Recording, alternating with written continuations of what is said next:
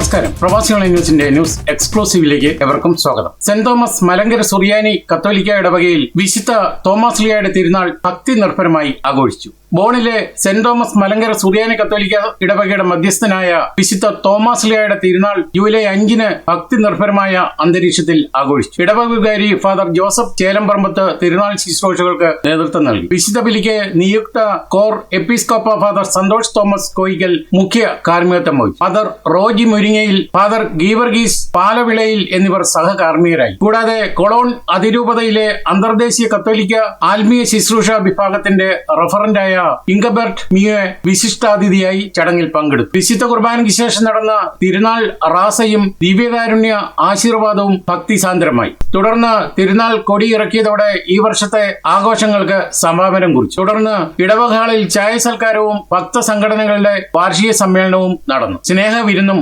ഒരുക്കിയിരുന്നു. തിരുനാളിൽ ജർമ്മനിയിലെ വിവിധ പ്രദേശങ്ങളിൽ നിന്നുള്ള അനേകം വിശ്വാസികൾ പങ്കെടുത്തു. ഇടവകയിലെ എല്ലാ ഭക്തസംഘടനകളും കമ്മിറ്റി അംഗങ്ങളും സന്നദ്ധ പ്രവർത്തകരും ആത്മാർത്ഥമായ സേവനവും സഹകരണവും നൽകിയാണ് ആഘോഷം വിജയകരമാക്കിയത്. തിരുനാളിന്റെ വിജയത്തിനായി പ്രവർത്തിച്ച കമ്മിറ്റി അംഗങ്ങൾക്കും ഭക്തസംഘടനകളുടെ ഭാരവാഹികൾക്കും സന്നദ്ധ പ്രവർത്തകർക്കും സാമ്പത്തികവും മറ്റു വിധത്തിലും സഹായ സഹകരണങ്ങൾ നൽകിയ എല്ലാ സുമനസ്സുകൾക്കും തിരുനാളിൽ പങ്കുചേർന്ന് പ്രാർത്ഥനാ സാന്നിധ്യം നൽകിയ എല്ലാ വിശ്വാസികൾക്കും ഇടവകയുടെ പേരിൽ വികാരി റവറന്റ് ഡോക്ടർ ജോസഫ് ചേലംപറമ്പത്ത് ഹൃദയം നിറഞ്ഞ നന്ദി രേഖപ്പെടുത്തി. ഇതോടെ എക്സ്ക്ലൂസീവ് ഇവിടെ പൂർണ്ണമാവുകയാണ്. നിങ്ങൾ നൽകി വരുന്ന എല്ലാവിധ പിന്തുണയ്ക്കും ഞങ്ങൾ ഹൃദയപൂർവ്വം നന്ദി അറിയിച്ചുകൊണ്ട് നമസ്കാരം.